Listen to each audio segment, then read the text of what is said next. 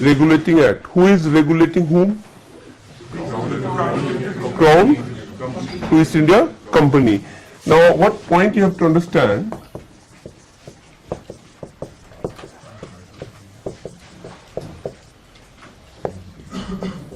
These are some important acts. All these are Charter Act. Can you notice something unique? 20 years. 20 years after every. Out of these, two are very important.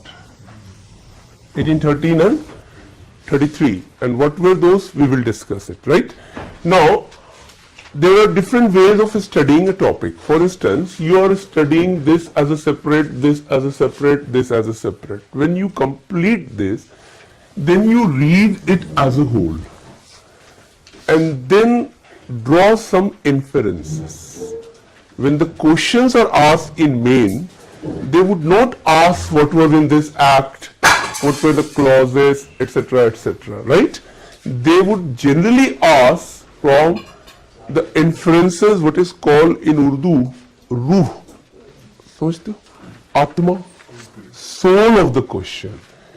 The students are generally swayed away by the body of the question. And the teachers who are making are more interested in iski atma kya hai. Jaise, here you saw beginning of some regulatory activities. And then you would notice from here to here to here to here, this started increasing.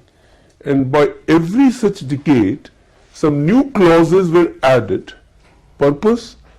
Tightening the noose over company. You're getting this? And this, if you club with this, the end of company's rule. So this is the beginning of the end. I hope you understand this. And among these acts, this is again very important. If I have to take three most, then first, the last, and this one. But what were those important elements through these acts the government of England brought that you have to know after knowing all this? I told already one important point, that the beginning of an end, is here. So after every such decade, some new clauses were added. Here what happened and how it was different from 1773. If you remember, in 1773, a new post called Governor General was introduced, and he would not work alone, but he would work with council. Now here 2-3 questions are very important, and in prelims that can disturb you. Number one question is, who would appoint this man and these 4 gentlemen? You're getting my question? Who would appoint? Because don't forget, there are 2 bodies. One is the government of England, Crown, Parliament, etc. And one is East India Company, that is Court of Directors, the top body. So the first question comes, who would appoint this and these gentlemen? समझ आ रहा? So think and answer. Government of England, Court of Directors, both of them मिलके, वो तो क़यामत तक नहीं होगा. ऐसा कोई ऑफिसर होता आरबीआई को अपॉइंट करने के लिए कैबिनेट और इधर मुकेश अंबानी को बुला के बैठा कर कि साहब कौन हो, ऐसा नहीं होता है ना. So if you just apply common sense, these officials are companies officials working abroad. So all the power of appointment would be companies. But how they should work and function, government gave certain regulations. It is just like if I say like this, there is a bank called ICICI, HDFC, HSBC, government or private? Private. But how they should function, it is regulated by RBI. You know this or not? What should be their CRR, SLR, how many members in the board, how many times they should have a meeting. And even day before yesterday, Supreme Court gave a judgment about revealing all the details of banks. You know this, that many banks do not reveal ke Vijay Mallya ne kitna paisa loan mein liya, if I want to know, because that is a public money. And there is a 5,000 debt on his company, that is Kingfisher, right? a part of UB company, right? So I have a right or not. Bank used to hide this, and now the judgment came just day before yesterday. So it would have a big impact on public-bank relationship.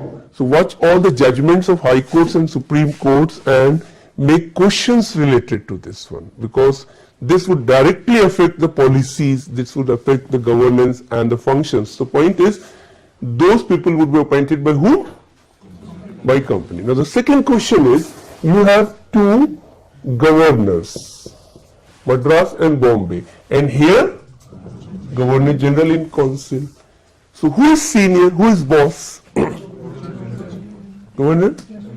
इतना आसान होता तो मैं पूछता ही नहीं, सही है ना? अगर इक्वल होते तो फिर ये गवर्नर जनरल क्यों, ये गवर्नर, सोचो इसको ईगो को क्या लगा होगा, सही है ना? ये तीनों रूम पार्टनर थे, ये गवर्नर जनरल हो गया और ये गवर्नर रहा, ये गवर्नर रहा, तो ये इक्वल भी नहीं हो सकते, सही है ना? Now this is where you have to be careful. There were two type of matters. One was internal and one was external, right? Just listen and you can easily understand. Internal means something happening in Bengal, in Madras, in Bombay. If there were the differences between Governor General and Executive Council and Bombay, and the matter is related to trade inside this region, they would have final say. They would have final say. But if the matter is related to some war, some peace, say they were fighting with Marathas, they were fighting with Tipu, Hyder, you're getting this point? So if there is a differences of opinion between this and this body, this and this body would prevail. That was what in regulating act. I hope you understand this, because they had direct territory, number one. Not these people have direct territory, they were still a company. Two, this got a body, 5 people would take decision by majority, they are still individual, independent. So naturally, and this may have more repercussion, because what should be the peace pact with say Maratha, with say Hyderabad, that may affect England also. That is why this body got this power. By which act? By very regulating act. But in 1833 what happened, which you would learn later on, both on internal and external matter, all the power was given to them.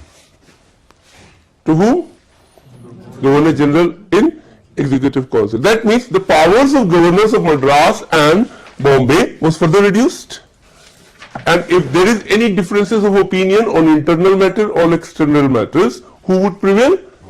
This one. Then you would learn in 1861 Indian Council Act was passed. Under this council there were two types of councils set up, one at center and one in province. That is called Legislative Council, and that would frame laws. Those which is applicable to entire India would be made at Calcutta, and those laws only related to this region by provincial. In those days, legislative bodies were most all nominated. You're getting my point?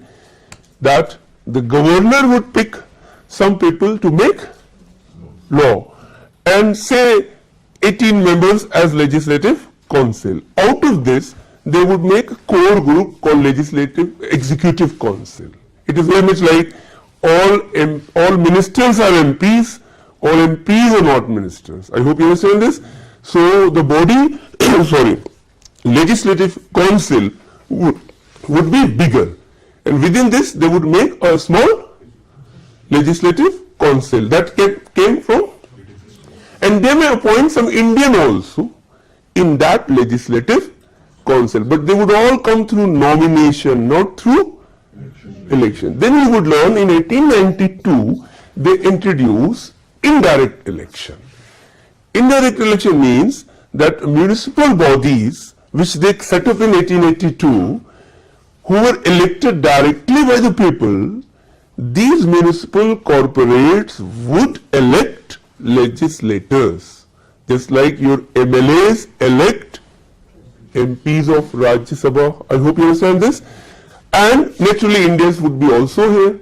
Then you would learn in 1909, first time direct election was introduced, that the people can elect their own MLAs in different states, and by the time the number of provincial legislative council was further increased to Bihar, to Assam, to Punjab. You got this point? There were 7, then 9, and finally 11 provinces when the British left India. I hope you are getting this point. Then, another important point you have to remember, till 1947, whenever voting took place, it was all based on limited franchise. What is limited franchise? That today we have universal adult suffrage. You understand this?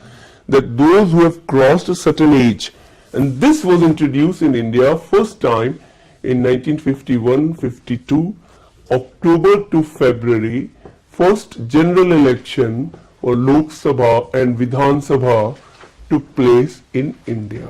And first time we in India got this right when you were 21. This is called what? Universal adult suffrage. That means all the elections, and the last election took place during British time was 1945-46, December, January. And this was their best performance, in which the voter percentage was only 10. Eligible for the lower house, for the upper house further low. Are you getting now? So why only 8 to 10% voters? Because it was fixed on certain qualification. Qualification is you should be, say, graduate, say 10th pass. You should have paid certain income in agriculture sector or in business sector, and then only you can register as a voter. So that created a problem. A section of society which were educationally and financially well off because of the social fabric of India automatically got this entry into parliament, assembly and municipal corporation, say upper caste Hindu. And Dalit were completely out. Women were completely out. You're getting this point or not? So the kind of political setup set up by the British further added the discrimination which we had in society. So that means after independence, we had very tough task to bring all at par. And one of the mean was universal adult suffrage. And that is the reason why today you can see a Mayawati in UP, a Chaiwala as Prime Minister of India, a Dudwala as Bihar Chief Minister. Are you getting now? Well, with all due respect, ये सब उनका profession है. Rabri Devi, 3rd standard, failed. And after that, she never had opportunity. But if you look at that she was very poor, right? उनकी बहन का नाम मालूम है? जलेबी देवी. तीसरी बहन का नाम है क्या? नहीं, रसगुल्ला नहीं. वो राबड़ी, मलाई एंड जलेबी, 3 बहनें हैं ये सब, और बाप का नाम हलवाई होगा. ये खैर ये फैक्ट है, ये मुझे किसी दोस्त ने बताया. पॉइंट ये था कि ये सारी बातें अगर आपको एक साथ समझ आती है तब आप मेन एग्जाम लिख सकते हो, और अगर ये टुकड़ों टुकड़ों में समझ आती है आप फंस जाओगे, 100 फंस जाओगे. Because most of the questions are nowadays designed, as I told, taken references from various events of history, and then they would make a new question not available anywhere in Mukherjee Nagar and Rajendra Nagar. लेकिन अगर आपका concept clear हो गया, like I told you how the British political system further added what I said, the discrimination which was already going on. So a section of society who were financially and educationally well off automatically became MLA and ministers, and a section of society who were educationally and financially and educationally well off or interlinked. Those who were financially well off got opportunity to get education. Once they got education, they became further financially better. Then it became a cycle.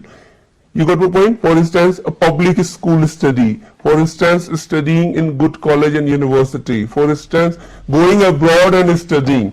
Because writing ICS exam means you have to go to England and write. So check out the list of all the ICS from 1861, Satyendra Nath Tagore to Subhash Chandra Bose 1920. ये सब Chatterjee, Banerjee, Mukherjee, Bose, Iyer, Memon, You got my point? इसमें एक भी यादव, कोयरी, कुलमी नहीं मिलेगा. That was a problem of modern India. So when Muslim League emerged, they started asking मेरा हिस्सा. When Ambedkar emerged, he started asking मेरा हिस्सा. And that led to conflicts in early 20th century. Some got with fierce battle both in legal domain, public domain.